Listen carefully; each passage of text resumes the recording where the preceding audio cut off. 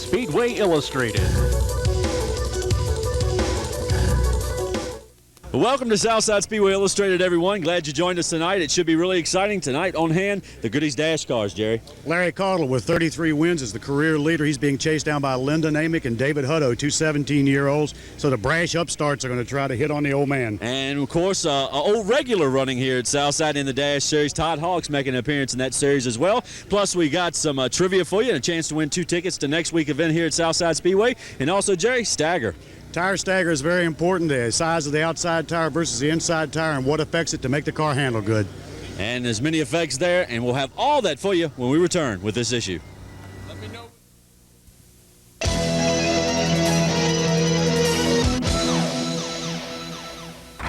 Hey, I want to go see a race. You mean NASCAR race? No, I mean NASCAR. Let's go!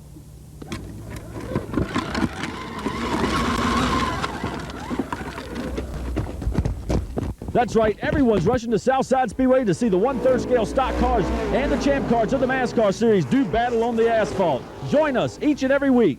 They're just my size, and we get in free.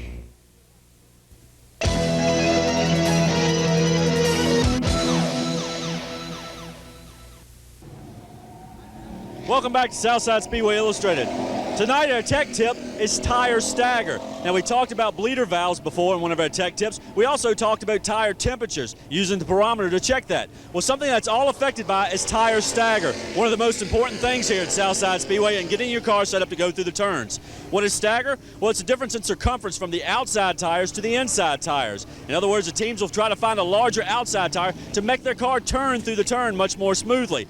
Car gets loose, you have to adjust the stagger. Car too tight, you go back to the stagger. And it's affected by many things: cross weight, gasoline usage during long events, and many other things as well. It's all affected by tire pressure and tire stagger.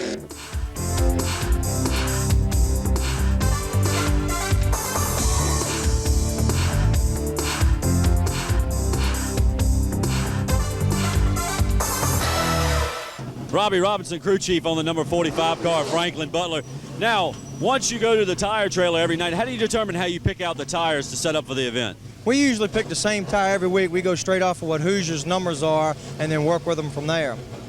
Now, are you comfortable with that particular set every week, or once you get in, do you have to change the air pressure to get the stagger to where you want it? That's what we do. We pick their number every week and then bring them back to our pits and mess around when we swell the tires a little bit, for left and right a little differently, and then come back and adjust the air pressure for what we want for scuffing the tire during the practice, going back, adjusting it again for qualifying, and then also adjusting it again for the race itself. Now, you obviously have a book that you keep all these notes in, and you look through that constantly to keep check on what tire setup you're going to run that night. Exactly. We've got a book that goes back ever since Franklin's been running late model. We've got notes from where Brandon ran late model, and we're constantly, comparing notes, seeing what the track does, how the car handles, and adjust everything from there. Well, we picked our tires out, and we've selected exactly what stagger setup we want, but now we have to adjust to the weights in the car. Let's go now to Ben Hart and Eddie Johnson's pits as we find out exactly how we do that.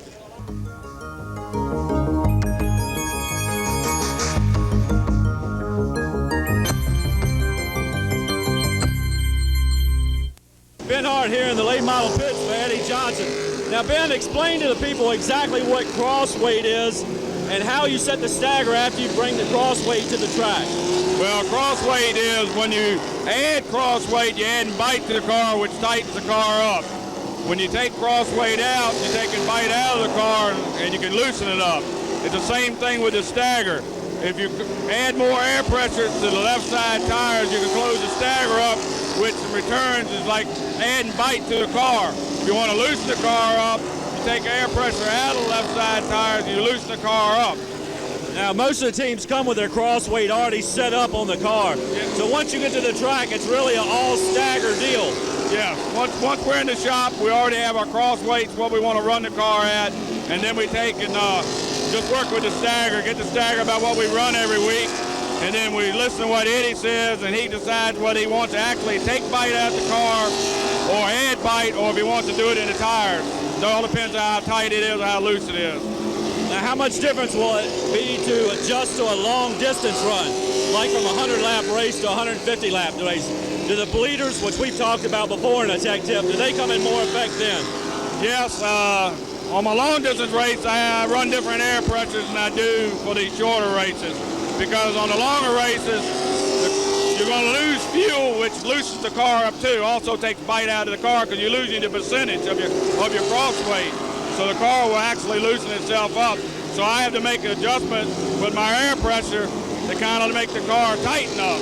So I actually tighten the car up with the tires on a long distance run. Now we've learned a little bit about tire stagger, getting your tires set up for the car.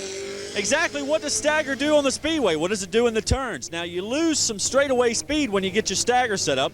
Of course, you're going down, the car bites a little bit going down the straight stretch, so you have to adjust for that. Your car's pushing in the turn, you have to make an adjustment for that. If your car gets a little too loose, you got to lessen your stagger a little bit. Let's go now to Steve Polivoy as he tells us about that in Rusty Wood's pits.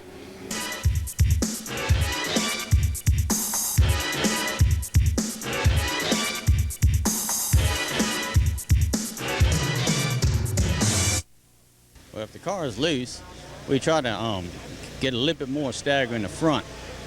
That will make the car get around the corner a little bit easier. And it'll tighten up the front end of the car and put it to the back. And obviously, if the car is loose going into the turn, you'd make an adjustment on the rear of the car? Well, we try to work on one side of the car, the other. We've been working on the front end of the car now, trying to get the stagger up and down, trying different ways, trying to get it right. And we're pretty close right now. Is tire stagger very critical here to track this tight, as opposed to maybe at Martinsville where y'all made runs? It sure is. Sometimes it'll change during the race and you'll see a car start slowing up, or you might see it start speeding up after the pressures get right in the tires and the sizes get right. Well, stagger isn't quite as simple as everyone makes it seem now, is it? As you see, there are many things that affect the stagger here. It becomes very important for the teams to learn and work with that. Pushing can be corrected by stagger, a loose car can be corrected by stagger, and it becomes very critical here at Southside Speedway that if you don't get your stagger right, you could end up in the wall. Well, thanks, Freddie, for that important piece of insight. I'll use it on my Escort next week. On now to the Goodys Dash Series, as they're making their first trip here after several years. We caught up with several of the front runners and a local, Todd Hawks. Let's go now with Freddie and Jerry as they're in the Goodys pits.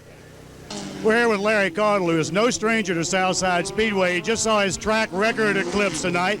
Also, he's had 33 career wins, 3 wins in 1995, and is leading the points championship over car number 33. Are you superstitious?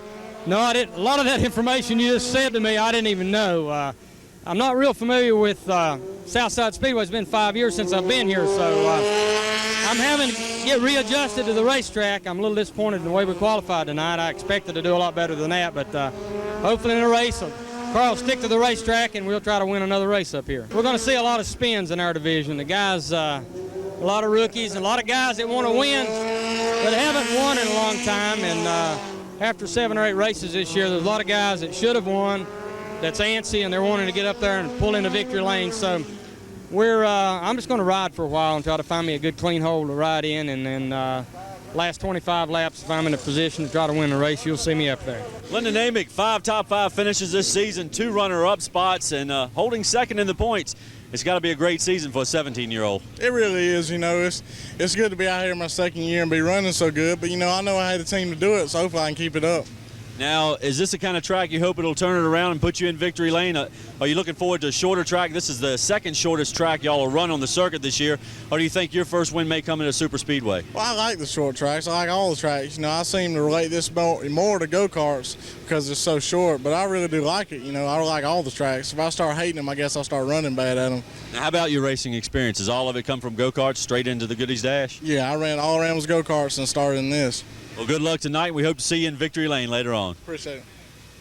We're here with 17-year-old David Hutto, who's coming off his first career win in the Goodys Dash Series at Caraway last weekend. He also set the track record here today in qualifying.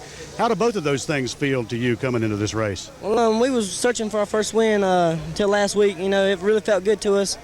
I want to thank my sponsors, Shell Fire and Ice and Garden Industries. You know, if it wasn't really for my crew, I really wouldn't be doing it, you know, because it's like a football team without a quarterback if you ain't got a crew. But, you know, I owe it all to them. You know, we really tried. You know, we run all last year. We didn't really have that much of luck, you know, but we run real good. we got hooked up with our crew chief, Richard Mash, and he's really helped us out a lot. And hopefully we can win tonight. Right. For those of you who don't know, Richard Mash is a legendary crew chief and engine builder. And what we're going to see in the Goodys Dash tonight is a combination of youth and veterans going at it on the 1/3 mile oval.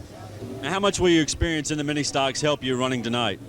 Well, it gives you an idea of the racetrack, but we don't run the car enough during the week to really get a feel of it. So we're still on a learning curve, getting used to the car. It has a little more horsepower than we're used to, and we're just trying to buy our time and come on to the front. It's only your 3rd run this season in the series. Does the practice time, like coming to all these short tracks and then taking off next week, headed down it, does that really affect you being a rookie in the series? Yes, the biggest glitch probably is the horsepower these little cars have coming off the corner. You're not used to applying that much horsepower in a mini stock to the asphalt, and it's just, you actually have more power than the car can handle, and I'm not used to that. Todd Hawks, I'm sure all the hometown fans will be rooting for him tonight as he makes his run in the Dash Series. Let's go to Yvonne now as we go to our first Fan Facts. He's up in the stands.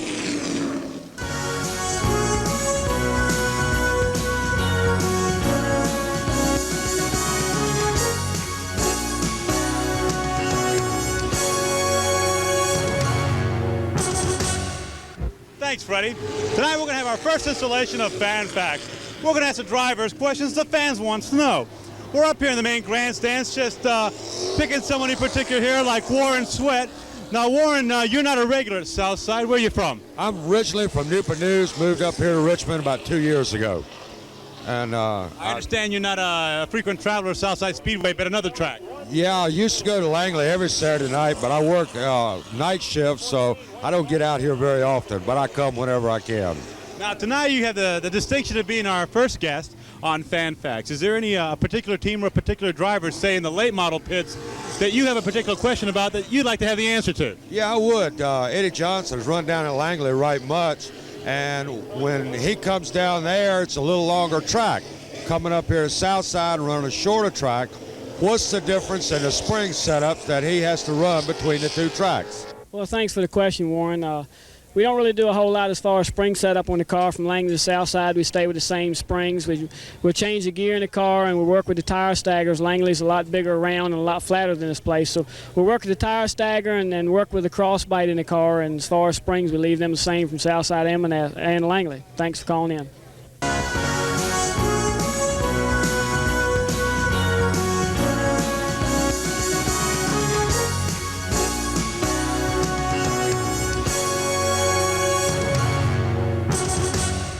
First of all, we'd like to congratulate Donna Thompson, last week's winner. The answer was Brett Hamilton, the only man to win a championship in the Modified Series. And now a chance for one of the fans up there to pick up 2 tickets to next Friday night's action. Who was the first late model stock car winner at Southside Speedway? 1982 was the year. If you know it, call 256-9008. Be the first one with the correct answer, and you'll get 2 free tickets. Back on the pole to open the night's event was LaVon Balduck, with 5-time feature winner Brad Skelding on the outside front row. The Fighting Canadian would stick the number 16 out front on lap 1 as points leader Michael Greathouse quickly started his move to the front after a disappointing qualifying run. Greathouse would climb to 4th, but could not bypass Robert Connor before the finish. 5th place became the hot seat as Cliff McDaniel worked his way by Dean Leslie. Ricky Sanderson and Tommy Tatum would use the open lane to get by as well. Balduck picks up his 3rd win with Skelding 2nd over Connor, Greathouse, and McDaniel. But the Fighting Nordique took it on the chin in a post-race inspection. Several cars found illegal, including Balduck, Connor, and Greathouse. 2 with illegal heads and 1 for illegal valves.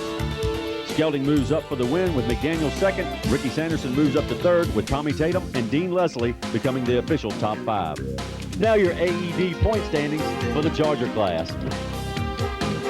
Bubba Urban Jr. looked poised for a shot at his first feature win after taking the pole over Wayne Patterson in the late model feature. Urban would get his first pole over many seasoned veterans, including Lenny Pond in his first run at Southside in many years.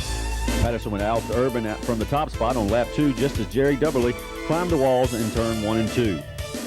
Urban would keep the heat on Patterson with Eddie Johnson sitting in the 3rd position. Bugs Harefield was trying to follow up his 3 straight wins, but would have to work his way from the rear of the field due to a pit stop during the parade lap. Lap 38 found Johnson going for 2nd, but not before the field went under yellow for an incident involving Pond.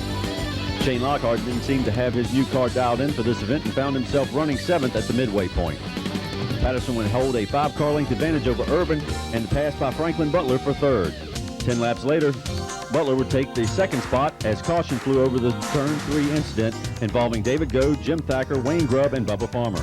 The return of green found Johnson and Urban fighting for 3rd with Harefield poised to strike from 5th. Johnson would get the position, leaving Urban to deal with Harefield and Lockhart, but it became a battle for 5th as Harefield and Lockhart fought it out for the final laps. Patterson holds off the closing lap, charged by Butler for the victory. Johnson, Urban, and Lockhart round off the top 5. Now look at your advanced engine design point standings for the late models. Chalk up another win. I tell you, must be the lack of sponsorship decals on the car helped the aerodynamics tonight, right? Well, I tell you what really helped us was the practice last night. We stayed out here and we changed everything under the sun on the car, and it never worked. And then we just did some unorthodox things with the car that shouldn't work, and it did work. And so it was about 9 o'clock, and I couldn't even hardly see to go around here, and I was having them to move some things a little bit more. And I told them, look, I've been around here enough. I believe I could go blindfolded. And we stayed at the wall, and you could feel the car really hooking up coming off the corner. And we still got that little push, though. We still need to get it out. It was a big push before, and now it's down to a little one, and we can handle it. We just need to work a little bit more on it. You know, and I like to take this time to thank Wally Duncan and Stock Car Products building a super car. Wally Duncan's built a super engine. All the guys on the crew, they did a super job. They put up with me. They got to be good. I tell you what, had that youngster down the inside, but we know how much you like that outside lane, actually. Yeah, I really do, you know, but we loosened the car up before the race, and I was kind of worried about that because we've always been pushing about after 20 laps, so we qualified tight and then we loosened it up. So when I loosened it up, that outside lane is not as good, but it stuck and we made the pass, you know. Wayne Patterson, another feature win here at Southside Speedway. A legend in his own time, and let's go up to another legend from another track from Southampton, along with Jerry Reed. All right, we're in the stands with Hurricane Speck Edwards, who's run 6 out of 12 sportsman races this year at Southampton Speedway. Speck, what are you doing up here watching people run on what it takes to get to a dirt track? Well, I don't know how to answer that very well. If you run dirt, I bet you run asphalt too. I ain't never run asphalt but twice in my life. I come up here twice, I think in 1970. Going up there with Tommy and Sonny Hutchinson and them. But we had a dirt car. We come up here, you know, we were about 400 pounds heavier than anybody else. But I liked it, but it didn't ever come back because we didn't have a decent car to run asphalt. So, but then I come up here to see Bobby Curtis and them. The boys come out and see us run on Saturday night, and I told him I would come see him. Bobby and Billy, they come and help us a little bit on our car, and I told them I'd come and see them run. So, I hope good luck. How's the points battle doing for you this year? We lead now, so we've been leading the last 6, 7 races, I think. We won 6 out of 12. I don't think it's too bad. Not too bad for the living legend on dirt at Southampton Speedway, Speck Edwards. David Hutton would set a new track record in claiming the pole for the Goodys Dash Series 100-lap feature. Rookie Mike Swain would start from the 2nd spot with a field of 21 competitors. Hutton would blast out front as Swain in car 28 got nudged by Lyndon Amick for 2nd. Todd Hawks was in mid-pack as sparks began to fly from the McRae Electric 00. Drivers from 8 states were represented in the series. Doug Thompson brought his Ford all the way from Kansas to compete for the Friday night Southside crowd. Hutton's advantage would diminish under several yellows, but when the green came out, the 17-year-old checked out. Flag to flag, Hutton shows the way with Amick 2nd, Swain 3rd over Johnny Smith and Danny Bagwell. Your 2nd win in a row coming off at Caraway. Do you realize that 4 out of the previous 7 winners at Southside Speedway in the Dash Series have gone on to win the championship? Well, hopefully we can keep on rolling like that. You know, we won 1, 2 in a row. Hopefully we can win the championship. You know, just how you had to be consistent. You know, and the car was really running good tonight. And I'm proud of my crew. You know, Rusty, Richard, Junior. They all did a good job. You know, I couldn't ask for anything better. All I did was just sit there and turn the steering wheel. This is short track racing at its best. You only got a couple of tire marks on you because you were dominant all night. Well, we was wanting to keep the car out of trouble, so we go to Bristol next week, and we got a little body work to do, but not too much. And you know, we ain't never led green flag to checkered, and it really feels good, you know. And we sat on the pole too, so it really topped it off. A lot of firsts in a row for the 17-year-old native of Rock Hill, South Carolina, winner of the Goodys Dash race at Southside Speedway. Grand Stocks returned the field to regular racing action. Billy Morris and Worth Red would set the pace from the front row. Morris through the gearbox and out front as Bobby Curtis and David Zimmer go at it for 3rd. Zimmer would falter with a flat on lap 7, ending his hopes for a win. Morris was dimming everyone's hopes, and by lap 12 his advantage would be a full straightaway. Glenn Jarman and the lap car of Dave Lingerfelt made contact, leaving the defending champion with the front end damage and driver scattering to avoid the slowed car. Lingerfelt's troubles continued as he brought out the yellow on lap 22 for a spin on the backstretch. Morris takes win number 8, with Red holding second over Curtis, Bill McGonigal, and Wayne Clark. Now, your AED standings for the Grand Stocks. Don't walk away, my hero. Billy Morris, 8 feature wins here at Southside Speedway. A little congratulations there, Worth Red. A good run for him as well, and no black flags this week. Yeah, unfortunately. We had a really good race car tonight. We worked on it hard, and we got tore up a little bit a couple of weeks ago, but we got it back together and finally got it running pretty close to where it used to run, and qualifying was pretty good tonight. The track was a little muddy, but I tell you, it was a good race. Those the Daytona Dash cars, well, they put down some real good rubber down on the track, made the car fast. Yeah.